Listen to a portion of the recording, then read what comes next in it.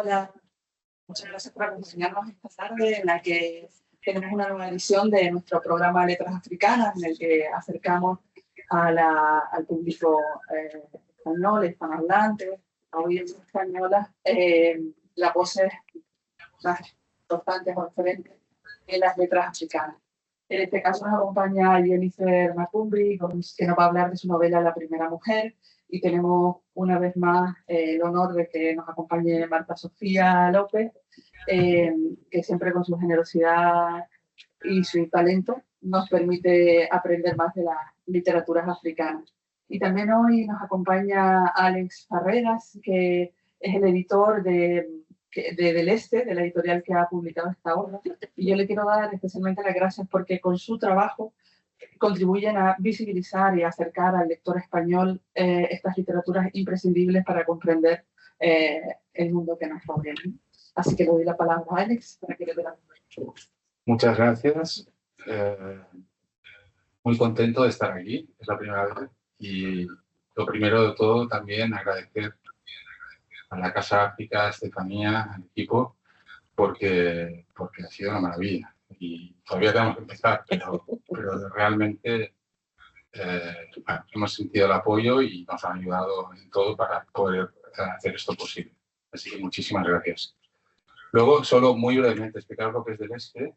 Es una editorial donde básicamente publicamos novela o literatura o ficción traducida. La única diferencia quizás es que la publicamos de todas partes, no solamente de una parte del mundo, ¿no? Y nos interesa precisamente este elemento de creer que hay ficciones en todas partes que son relevantes para nosotros. Y hemos publicado pues, obras de Croacia, o de Bosnia, o de Finlandia, o de Irán, tristemente en las noticias estos días, y así continuaremos. Estamos muy contentos de haber publicado La Primera Mujer de Jennifer, y espero que disfruten de esta conversación porque son dos personas a las que, aparte de su talento, admiro su calidad personal y creo que será evidente en esta conversación. Así que, sin más, podemos empezar. Gracias. Okay, so thank you very much to Casa África, to Estefania, to Angie. Coming here is coming home. I mean, I feel really part of this team. I feel part of this team. We've been doing so many things together. And I want to thank you so much for having helped to have with us today this wonderful woman and wonderful writer, Jennifer Nansubuga Makumbi.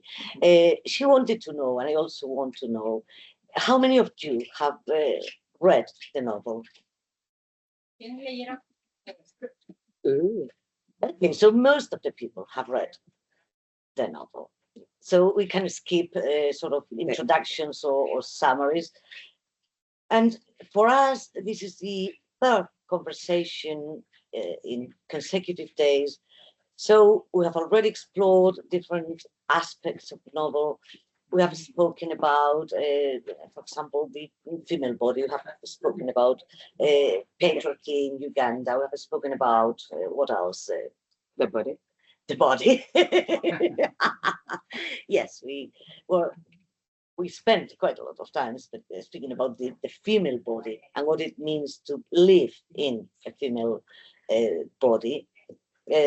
Well, I've spoken about many things, but for today, that is like la gran final, we had agreed to speak about topics we haven't dealt with in the past days, but which I think are still enormously relevant for the novel, and also I suppose it will create some intrigue and it'll make you want to read her first published novel, not first written, first published novel, Shinto, in which many of the aspects we are going to discuss are sort of more widely or more developed more in depth. The first sort of is not a question, it's, a conversation. Traditional spirituality.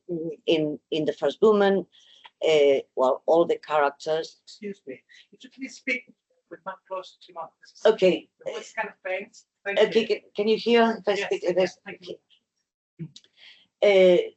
Traditional spirituality. In the novel, we have the family, they are all Christians, most of them Protestants. Then we have Father Dewo, who is a Catholic priest. But somehow one wonders, did all the Ugandans convert so easily to Christianity? Did they leave behind all the traditional beliefs, all the spirituality? Okay. First of all, thank you all for coming. Spain has surprised me for some reason, because I've never been to Spain and I don't speak Spanish. So when my book got published, I didn't expect to find anybody here because, you don't have a lot of African people around. So I thought, who would be interested in it? And so I was shocked when I arrived in Barcelona and a lot of people turned up. And then I went to Madrid and a lot of people turned up. And today I was a bit worried.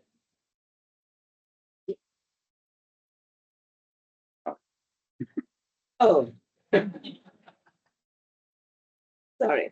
So I was just saying that Spain has surprised me in the number of people that have been turning up for these events. And I'm so, what the British would say, chuffed and happy to see you all this afternoon. And I hope we're going to have a wonderful conversation. So about spirituality and Africa. So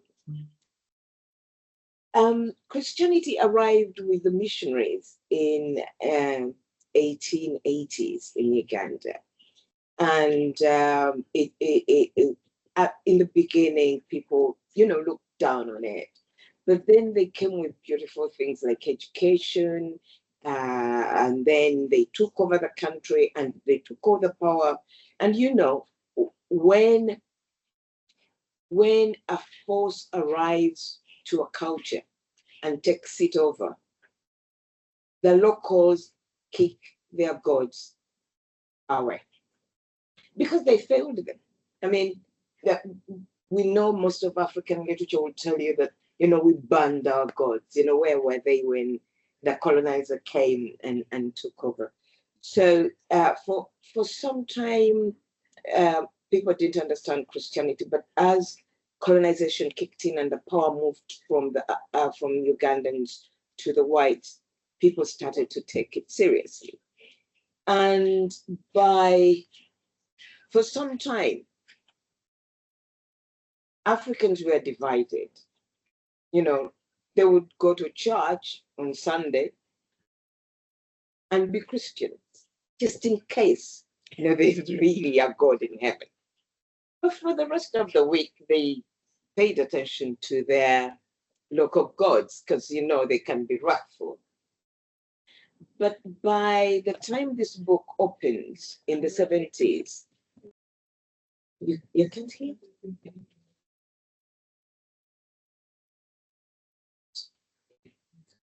So by the time the book opens in the 1970s, Ugandans seem to have fully turned to Christianity. Everybody is baptized, everybody goes to Christian schools. And so it seems like we are all Christians and perhaps a 10% of Muslims. However, they say you can take the African out of Africa, but you can't take the African out of an African. People would be proper Christians, but still have this behavior, these beliefs, these aspects that don't conform with Christianity. And so to ask where did local beliefs go away? No, it's to ask, did the sun go away? No, they were Christian because you have to be consciously Christian. But unconsciously, you are traditional, spiritually traditional. And I've been away from Uganda for the last 25 years. But I went back to visit one time around 2011. And I was watching TV. And I saw these people who had been lost, but now were found. And they had been baptized, Philip or Moses or Frederick, but now they've returned to tradition. And they were taken to a mountain and they confessed being lost, and then they were baptized. You know, I couldn't believe looking at them. This is Christianity, really. Baptizing, they were baptizing these people in the name of our local gods. And then they would emerge out of the water new with a new Ugandan name. Now I am Musoke, and I've been found, so I'm going out to preach the word. And then, and I swear to you, we didn't have any scriptures written in our traditional spirituality.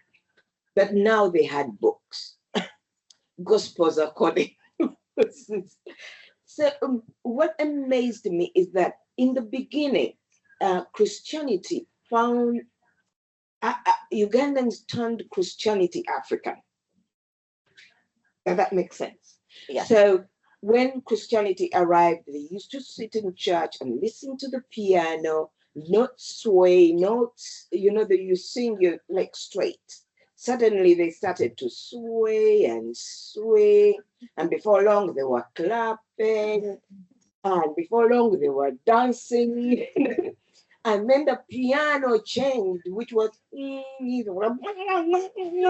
and they started to cast out spirits, they started to speak in tongues, and you could see that this is actually Christian worship, but they're rather African worship, but they're saying it's Christian, So I thought, okay, we are making Christian African, but actually we are making African spirituality Christian as well. And I think it's beautiful. Indeed it is. Now, one of the scenes in which we see how that traditional spirituality survives is when Tom dies, and Miro takes Chirabo to, all the family goes to the family graveyard, and he explains who is who. That is, I think, one of the moments in which the traditional cult to the ancestors emerges in the novel. And how would you gloss on that? Yeah, that is what I talked about in terms of we perform Christianity, but we live our spirituality. So for Chirabo's grandfather, who is a major figure in the church, in the village, to take his grandchild and say to her, that is your great-great-grandfather, that is your grandfather, and that is so-and-so. And for him to say that I'm taking my son back home to lay with his grandfather, it is just natural. But actually, as a Christian, you don't say things like that. And so for me, I think for a person reading all of this in the West, there's a contradiction there. But for me, that's life. We were colonized, so we are Christian. But we were something else as well. So we are still that as well.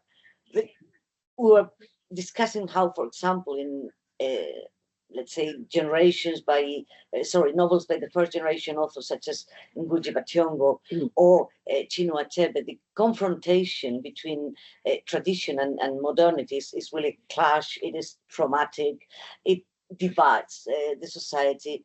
And here you offer quite a different vision. I mean, I suppose, and I know because I had to study a little bit of history to keep up with you, that indeed there were many early converts and so on and so forth, but still some remains of this spirituality keep emerging. And one of the aspects I also wanted to mention in regard to spirituality, because I think it is closely linked. You speak at you make in Suda speak about biodiversity. Yeah. And speak about how she explicitly, I think, mentions the gospel and how, according to the gospel, God had told Adam to dominate all the animals, and she sort of regrets the time past when, well, women, men, animals all inhabited the earth in kind of prelapsarian harmony. Yeah. And that's linked to biodiversity. Yes, it is. And to spirituality. Yes, it is. So there are two questions there, and so remind me, so that I don't forget. I'm at that age where you forget a lot of things.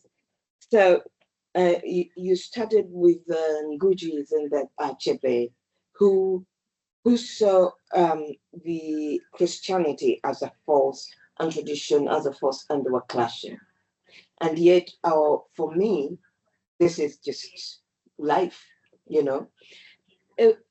I don't know whether you're familiar with the poem Piano and Drums. Okay, so that's one of the most famous poems in Africa that talk about the clash between the two. So on one hand, you have the piano, and on the other, you have the drums. And there's this African who can hear the piano wailing, and also calling him, and he's following it. And as he's following it, then he hears the jungle drum in there.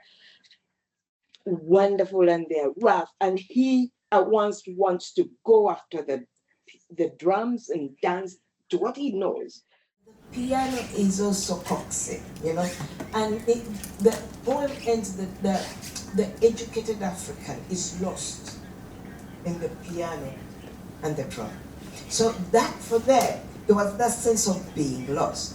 But for me, we are just rich. You get what you want from the West, throw away what you don't want, and you grab what you want from Africa and throw away what you don't need. This is life, you know? So the way I write, obviously, will be very different from Achebe, you know, for whom that conflict was so strong and it tore them.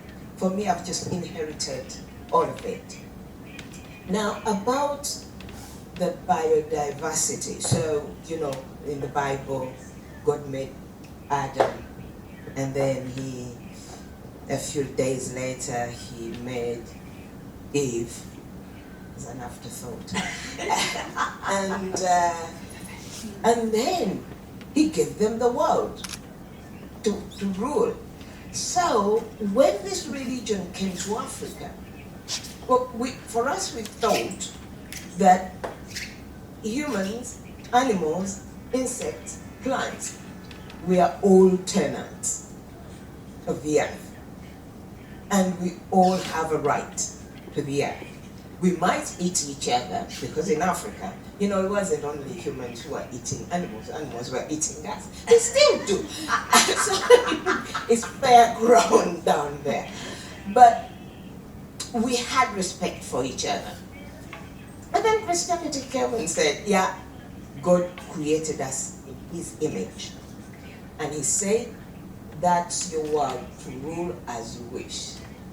So, if I'm going to destroy animals, you know, if I'm going to destroy plants or insects, and actually what happened was that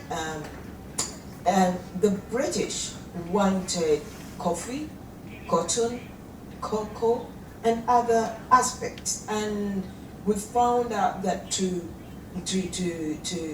make all these plantations, we would make a lot of money.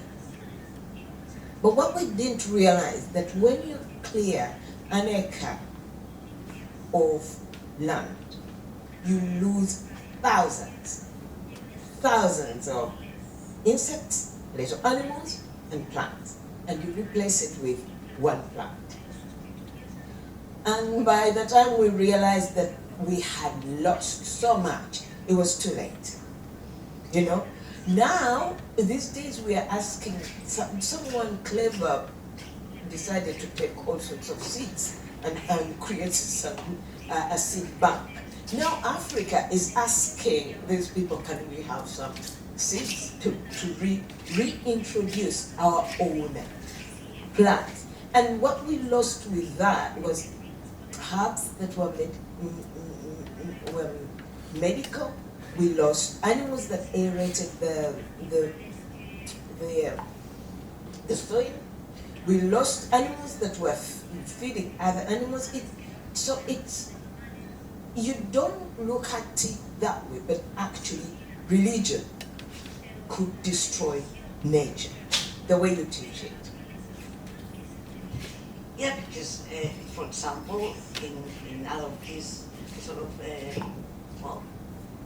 little shows or little links to tradition, you made the stream that travel process to go to French village to be alive and to be inhabited by a water spirit, who is also a clanswoman and who has been saluted as a clanswoman. So that's, I guess, certain remnant spirituality, maybe preserve us between maybe cocktail or I don't know. Yes, to be fair, most of the rivers, the swamps, and the streams in my culture, they are owned by goddesses. So they are women deities preside over the waters. So it was another reason why women should go back to water where they belong. But there was that sense of respect for the river, for the swamp, because a spirit lives in it, you know. So you don't just destroy. And it shows, Kampala city is on top of hills, yeah? So obviously there are streams and there are water bodies in the valleys. But now, because we don't believe that those water bodies are spiritual, we've destroyed them.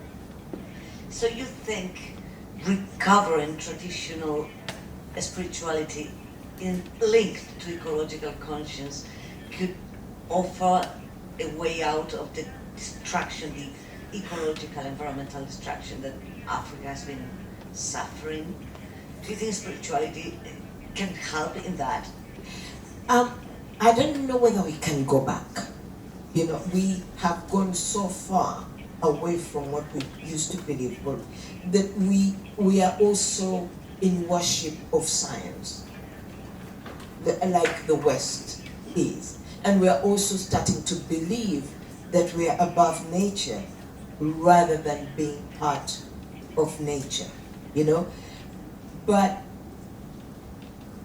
if we were to have, for example, a calamity, and some, what the South Africans would say, a sangoma comes along and says, oh, you're flooding or you're suffering because the God that owns this river is angry, chances are people would start to respect it.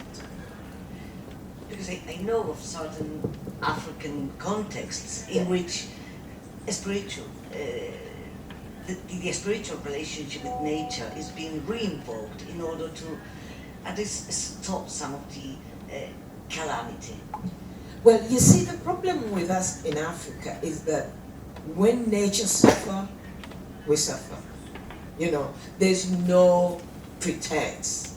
You know, the drought is going to affect all of us. A flood is going to affect all of us. If anything goes wrong with nature, we do suffer immediately. So, in a way, probably that's a good thing, I think. And it's another way that nature reminds us, you know, don't get so arrogant, you know, because you're going to be affected. But, you know, you can see in America it happens all the time. The fires, the floods, but they still believe, that they are above it all.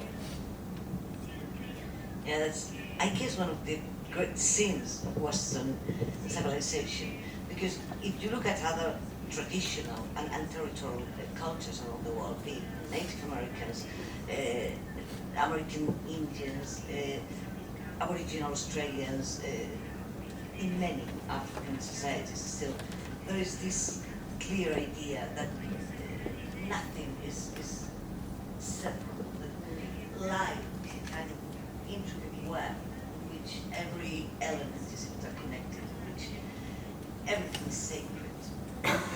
And I think the great sin of the West was to believe that with science we could, well, I suppose, solve all the evils of the world, and science has proven to be quite the opposite.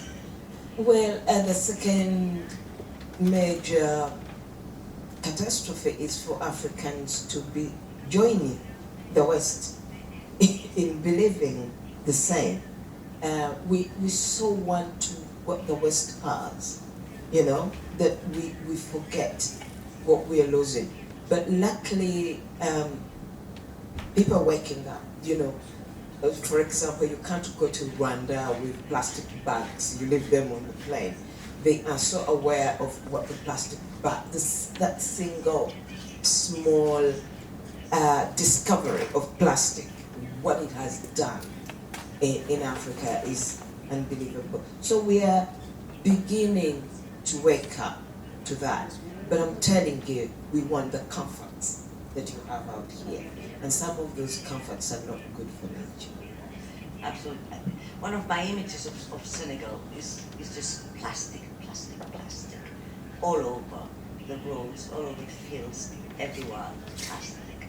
But then I remember at Tedder's The Education of a Child Under British Protection, I think it's the title of the collection of essays, it says that for the early converts, suddenly to have a metal bowl rather than a calabash was a sign of, social mobility. Oh yeah. So again, religion offered that kind of access to, supposedly superior material goods.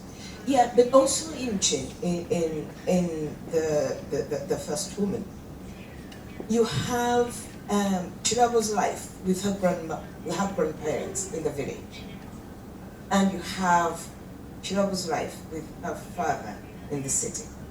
Now, her grandparents are the traditional middle class. Her grandfather has a lot of land. He has plantations. He has cows. But he has the biggest wealth in the world, a lot of children. And well-educated. But Chirabo arrives in the city. And for the first time, she doesn't have to wake up very early in the morning and go and work in the garden, in the field, in the dark, or go and milk cows.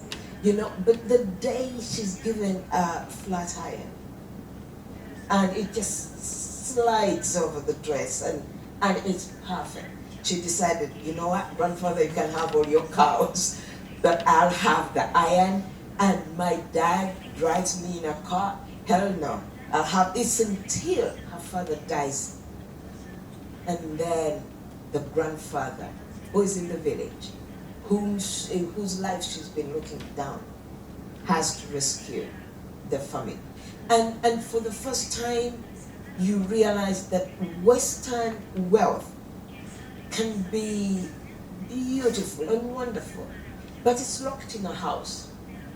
Even the house wasn't theirs, it belonged to the government. Now you have a fridge, you have an iron, you have a TV, you have all these wonderful things, even a maid. But without the father, the government is like, yeah, we're sorry your dad died, but you need to vacate the house. And then she realized that it did not matter what happened to her grandfather. no one would ever come to his house and say, oh, your grandfather has died, pack your bags and go. Because you can't find a lorry big enough to carry his land, his children, his cows, his farm. And let me take this a little bit further. It's the same with us who migrate to the West. You know, we look at what is in Europe or in America, and we want it so badly, we'll die along the way to come for it. And then you get there, and you realize that somebody has a house, but not the ground it's built on. And you realize somebody has a car, but is paying every day, every month to pay for it. And you realize, oh, okay, this is wealth, it's very, very attractive, but it's very different. And a lot of immigrants arrive and why didn't I see this? But it's the same with the person in the rural village in Africa who wants to go to the city, and it's the same thing with the African who wants to leave Africa and come to the West. Yeah, I remember that reflection when Tom dies and Chirabo says, well, all of her father's wealth could fit into a van, into a small van. And also the reflection, I suppose that's more like the authorial voice, is that middle-class Ugandans had started to look at poverty from the perspective of the West. And yes. They have also started to look at rural poverty with the eyes of the West, the proper Ugandans, Ugandans themselves. Whereas, well, again, there was a lot of riches that cannot be sort of counted in coins or material goods or whatever. So, well, I suppose part of the strategy of colonialism was to convince Africans that they needed all these materials from the West, all these material goods, the detergents, the bleaching creams, whatever, while they, as Europeans of the West, exploited the natural resources, they we resold the material goods that at first sight Chirabo is sort of fascinated with. But do you think, for example, like Chirabo's family, would they have ever felt poor? You mean the family in the city? No, the family in the village. No. Hadn't Europeans come to Uganda, that family would never have considered themselves poor. Or deprived. Yeah, and it still happens. So I could go, when I go back home to visit, I could get in one of my nephew's cars and get driven to the village and to see people, and they would say, but you rich people, you're lucky with this and that and that. And you want to tell him, do you own that house? And he would say yes. Do you have a loan on that house? No. Do you own the land? Yeah, I have a lot of land. Yeah, but you're driving a car. So there's that way we look at wealth, that it will take us a long time to convince people that, we need to go back to the way we used to look at wealth. But it is very hard to convince someone who's working in the garden and is covered in dirt that he is better off than the person who's dressed in a suit and is working in a bank and is speaking English. It's unbelievable. Yeah. With this, I want to sort of continue or shift towards the question of how social class can be a divisive element between women. Because, well, that scene in which Iwa accuses Chirabo of being a kind of honorary man. So this kind of well, privilege that came with the monoculture, cotton, whatever, that allowed people to attend well, high schools or universities, etc., also created a gap within the collective of women. Yes. So there've always been this patriarchy, you know, and the idea is that there's man there and there's a woman here, and the man has all the concentration of power, and the woman has none, and man is using that power to oppress women. But in Uganda, once women started to get an education, so they left, of course, the maternal space to the working class woman who brought up their children. They left the cooking and, you know, the domestic space to the working class woman who's doing all of that. And you know, like all over the world, the maternal and the domestic spaces were, you know, kind of devalued. And so when women went to work, it was like, you know, now we go out on a hunt. You know, it used to be just the men who hunted, and they used to come us and tell us how hard it is. Well, we're doing it, you know. But the problem was that this woman who goes out and works in an office started to treat the woman who stays at home and looks after the children and does all the cleaning with as much contempt as men had for women. And therefore, when you start to talk about feminism between those two women, this working class woman is not going to say it, is going to keep quiet, but is she thinking, you're not an honorary man, actually, as far as I'm concerned, because you behave exactly like a man. And therefore, in Uganda, feminism, especially Western feminism, has been a very middle-class woman thing. Working class women don't even want to be associated with it because, you know what, it's pretentious. You know, you just want it to be men. And for me as an author, I thought that this is the gray area that feminism has refused to address. When it comes to finding fault, we just look at men and men and men and how terrible they are. And we forget where we ourselves go wrong. And I think it's entirely up to us women to ask and to find solutions in order to close that gap between the working class woman and the middle class woman. Maybe out here it's not so, but in Uganda it is.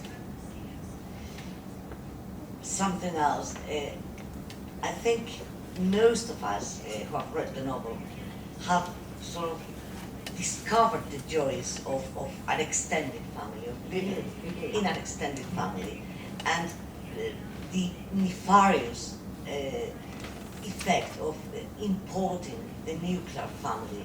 We see it in Chirabo's story with her stepmother. So I guess you are sort of critical of this imported model that severed well, all the network of relatives, trans people, whatever, that used to help each other, used to take care of each other. I suppose in a sense poor Nambi represents like the worst of the West. She has imbibed the worst of the West. Yes. It's me and my children, full stop. So, you know, we have adverts that come with all the things that come from Europe. There's mom, there's dad, and their two children, and they are infinitely happy. And for a long time in Africa, we thought if only our men could do that. we would be absolutely, the world would be perfect. But one, you realize that the family, once you have a nuclear family, you get rid of a lot of relatives. But those relatives were, now they can be annoying, you know. There's no denying, but they can be wonderful. They are nets, safety nets around the family, because none of us is perfect. So, as I told you, in my family, all my mother's sisters are not aunties, they are my mothers. All my father's brothers, they are not uncles, they are my brother, they are my dads. And so, in fact, some of them we just say younger dad. You know, that's how we address them. And all my father's brother's children are my siblings. They are not my cousins.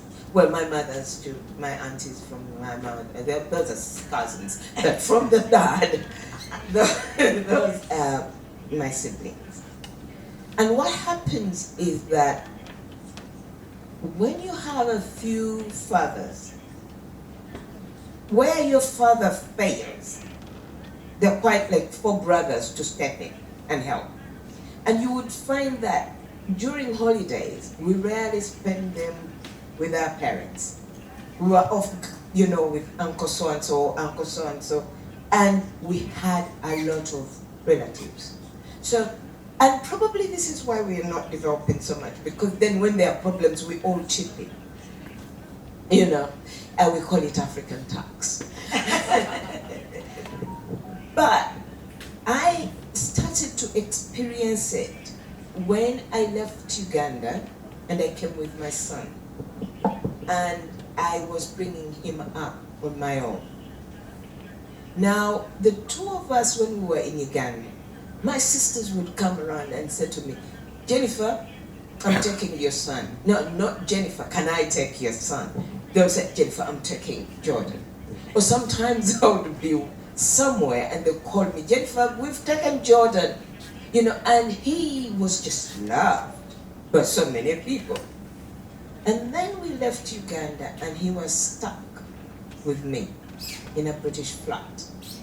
Now, I'm not an easy person to live with.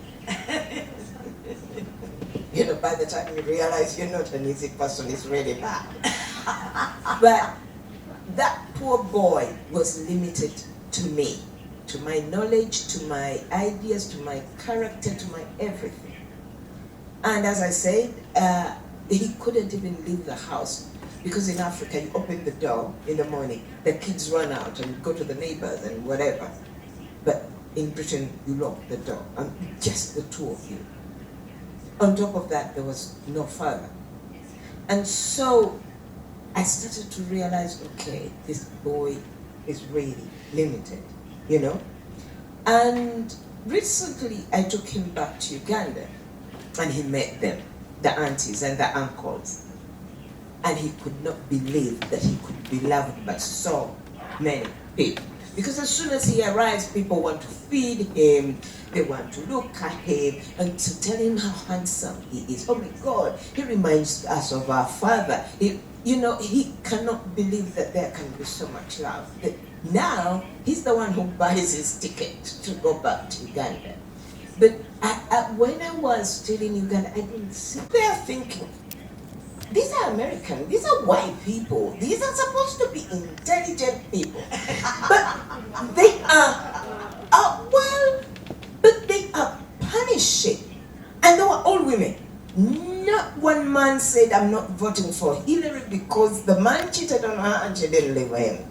It was women. And so, a man mistreats a woman, but you must punish her because she didn't fight back. Only women would do that to each other. And guess what? One time they were campaigning with Trump. Trump went and found 4 women who had had relations with Bill. wrote them and he sat them in the front queue, and they glared at Hillary while they come talk to each other. And those women, this is the man that grabs women by the pussy, but he wrote them, and they played the part of intimidating a fellow woman whose husband they had cheated with. Now, you thought that only women in Uganda are dumb? I'm telling you, Americans are on a different level. But you wouldn't think so. You know, you wouldn't realize that, but that is the way oppressed people act. Not Trump. You don't fight back at Trump. You fight fellow women. And actually, it's not just women. In Britain, we have a problem of black kids, killing black kids with knives. Now, these kids are aware that you kill a white kid, there's value there. You are in trouble. But they've internalized the fact that black lives are less than. So when it comes to killing each other, it's so easy. So it's not only women. Go look for oppressed people. They are vicious with each other. That's where. And how can we overcome that? I mean, in a kind of ideal world, how can we transform that competitiveness or that really viciousness sometimes into solidarity, into a weapon for transformation? Do you see any ways in which we can learn how to sort of dissect oppression and realize to whom the attack should go against, rather than, can you imagine or can you conceive of ways? I'm so good at analyzing problems, but answers I'm not so sure of. It's until we realize why we do what we do. It's until we stop internalizing our worthlessness that we can overcome that. But for me, my job was to put it out there and say, look how we treat each other. Look what we do to each other. And, let's discuss it. Often I wonder, and I say, Jennifer, so if you caught your husband with another woman, would you be so intelligent about it and say, hello, sister, you can get out. Now, this monster, perhaps, but emotion is, do you know what I mean? And also tradition, because we've known this is what we do, But fingers crossed, if we could keep discussing these elements, these issues, then probably we would be better. But the best thing to do is to stop having oppressed groups. Definitely. In any way, I love the advice that Suta gives to Kravo. Never do the life of another woman harder than it is. Yeah. I mean, that's real wisdom delivered to the child. Try and analyze what's behind. Well, obviously, Suta knows beforehand what Chirab is going to find in the city and the behavior of the stepmother. And still she says, don't do the life of another woman harder than it is. So Suta already is aware that Nambi said, it's just my children, full stop. But Chirabo's grandmother, Alexa, is insisting that Chirabo goes and live with her father. So Nsuta is aware that this girl is going to have problems with her stepmother. But Nsuta is already aware that much as the mother is problematic, the problem is not necessarily the stepmother, but the man in the middle. And in a way, you have Tom, this fantastic, handsome figure that loves his mother, worships his mother, loves Nsota. It's a wonderful son. And when it comes to Chirabo, he would take on the kingdom and anything to protect her. But hey, that wife, who cares? Pack your bags, go, leave my children behind. So you have him in the middle as a pillar. But around him is his wife, Nambi, his mother, Alexa, his adoptive mother, Nsota, and Chirabo. These are 4 women surrounding him. And they're just attacking each other. Chipping away at each other around this young man. Because according to tradition, he's a perfect man. And so for me, it was important, in fact critical, to remove him from that circle, which you didn't like. Well, I mean, having him killed, maybe a stroke. I removed him. You see, there's a difference between killing and removing.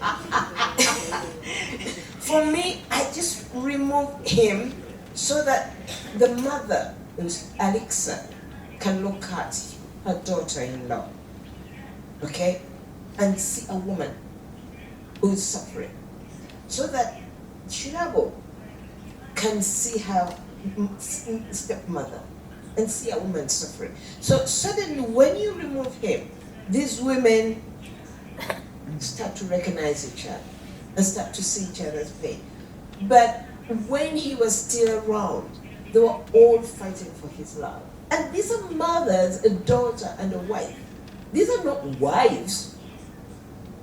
Just what I mean? That he had to go.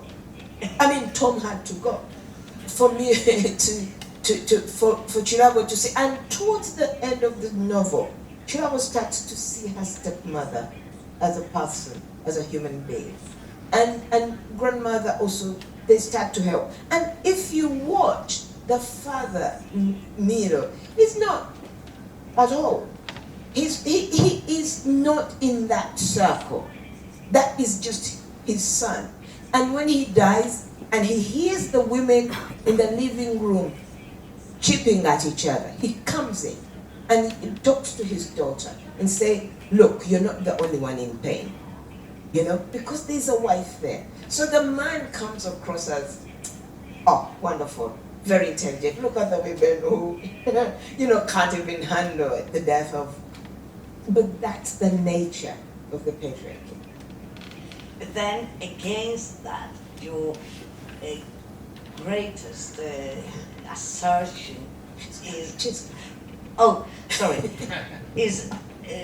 no one knows how to love a woman like another woman. And you have this final scene. I'm sorry for those of you who haven't read the novel or finished the novel, but that final scene in which after, 40 years or 30 years of open war, then somehow Suda and Alikisa recover that friendship they had before they were divided because of Miro, and they again have this bath naked under the rain, which to me is like the most beautiful scene in the whole book, because it asserts really the power of female friendship above all obstacles, above all. Yeah. In my culture, women will tell you, women will tell you that you must have a best friend, a best friend who is a woman, because nobody is going to know you and understand you the way a best friend who is a woman will understand you. Because remember, our sisters, we don't choose them. they are there, and we wake up and you have a sister there and you say, what did I do to God? But you choose your friends. And often you love them not because you have to, not because they are going to give you or you're getting something, but because you connect. And often these are the people who know you better than your husband, than your mom, than other people. So for me, when I was still alone with my son in Britain, I would say to him, if I die suddenly, call this number, call that number. I had two best friends. They were both in Uganda. I told him, just call them and say, Mama's died. They'll know what to do. Now, I have a lot of sisters, but they're good people, actually. But they don't know me. They don't. They keep saying, God gives people sisters, but they gave us Jennifer as well. But my friends, those two friends, have been there for me for over 40 years, you know. I may not call for 6 months. They are not going to say, well, you know, why didn't she call? They will call a few times, are you okay? But I know they know. And also they will know what to do with my son. I'm not handing him over to any of my sisters. Thank you very much. But that's the nature of friendship. And in my culture, it's encouraged. And so I wanted to talk about it in this book. That every woman tends to have a friend that in Uganda we call fanfe, which means let me die.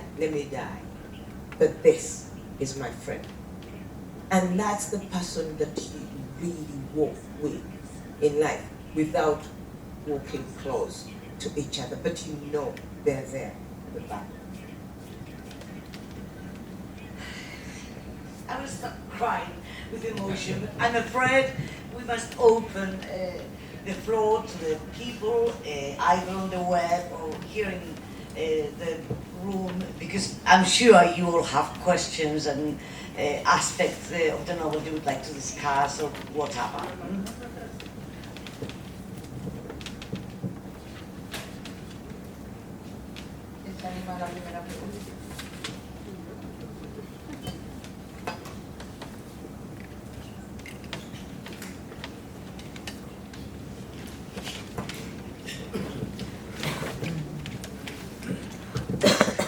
Hello, thank you very much for this very interesting interview. My name is Carmelo. I have not read the book, Okay. but you were, talking about all these family relationship structures in Uganda. Yeah. I don't know what language, I think they speak Swahili in Uganda, if I'm not mistaken. But you wrote the novel in English, I assume. Yeah, all I write in English. So my question is, because I'm a linguist as well, was it difficult? Or how was the process of translating this reality, this African reality, the family structure, into a Western language like English? Was it difficult? Was it any technique that you used? Or when it came to, for example, talk about the relationships, you explained now very well with your fathers, brothers and sisters, were the words, specific words that you used maybe in Uganda that you had to translate in a certain way to make it understandable to a Western audience in English language? I wonder if you could just, labor a little bit on that. Thank you. Okay. That's a wonderful question. Thank you very much. So, if you read my book, you'll find a lot of Luganda words, which were not translated. Because I could translate them, but the sentence falls flat and the meaning goes away. And yet I can use that word and somehow use the context. For the reader, by the time the context is done, they can guess what the word is saying. And I'm aware that reading is to travel, okay? And when you travel, you're going to come across a language that's not yours, okay? And also, in a way, it would help me to remind my readers that, the writer is in Uganda, is Ugandan, and you're in Uganda. So you're going to come across these words when you read the book. At the same time, I am an English teacher. I taught English as a language, but I was quite keen whenever I wrote, I wouldn't write proper Queen's English. It just killed everything. The sentence, honestly, the sentence falls on the paper and it dies. So what I would do is kind of write English, but it's in my language.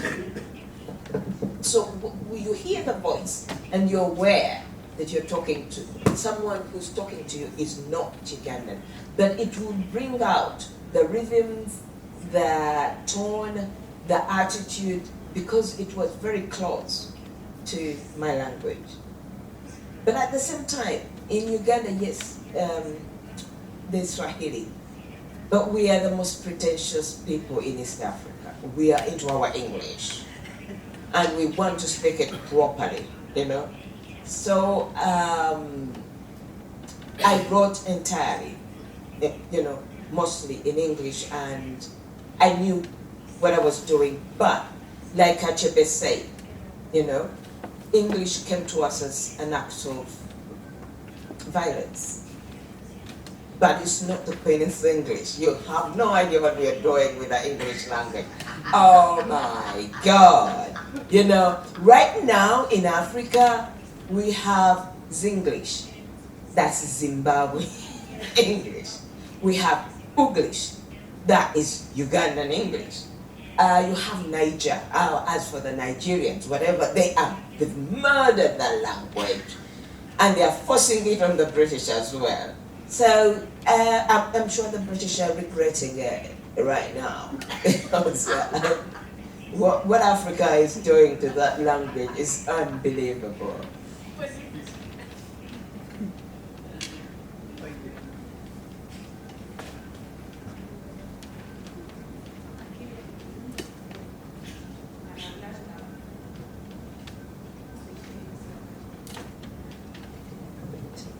Hola, quería saber por qué decides en la novela que la madre biológica tuviera esa actitud de rechazo hacia su hija. ¿Qué te lleva a hacer eso en la novela? Why do you have a kid behaving in such a way against her daughter, rejecting? The Chirabo's mother. At the time, did you see me nodding to her speaking in Spanish as if I was? So I was like, yeah, but I didn't understand the word she was saying. So it was a typical behavior of women at the time, and I know that it happened in the West as well. You have a child as a young girl in school, you're spoiled, okay? No man would want you. Also, if she did not get rid of the child, she would not go back to school. She would start to be a mother when she's very young. And so later, after qualifying, she finds a husband. And so why bring down the value of yourself as a woman by saying you've had another child? So she did. And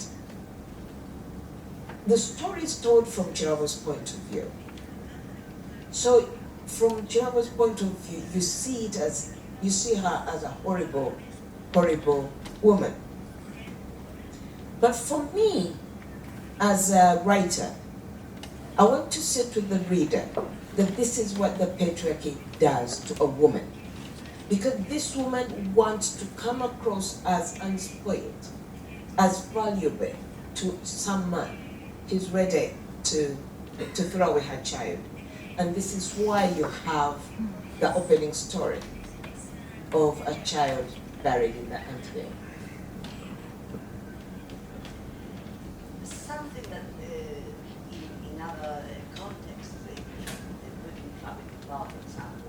people ask is, why this obsession in travel, fine? Just that many people have asked in other presentations or in other contexts about Chirago's obsession to find her mom when she has all these lovely aunts and grandmother and Suda, and still she craves desperately for her biological mother. It's something that it's a weakness in Chirago. She's been loved so much by all the people around her. She imagines that if all these people who did bring me into the world have loved me so much, my mother would have been 10 times more. So she's searching for more love. It's ridiculous, you know? She's just searching for more love. And the grown-ups are aware of what is going on with her mother, and they are trying to protect her. But she must go out and find out for herself. But indeed, before she found her mother, she did not appreciate Aunt Abby, Aunt Waye, grandmother, and so on. She just took them for granted. And there's a gentleman in the sweater. Yeah, that one was terrible. You've changed your mind? Si hay alguna pregunta más. Sí. Ya con esto cerramos. ¿Ya? El amor que se tienen las dos amigas, es decir, la abuela y la segunda abuela, es tan importante en Uganda como para compartir esposos.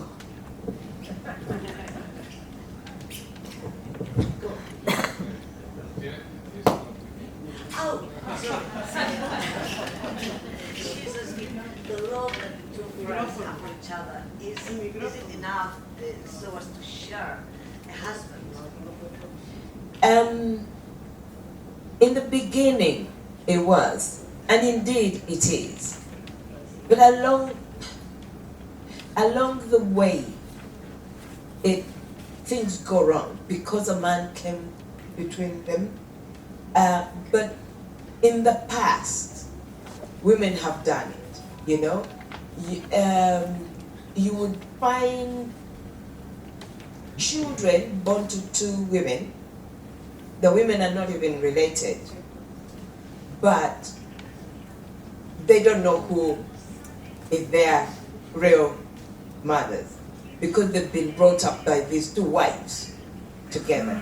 And often, if a mother falls sick, the other one breastfeeds.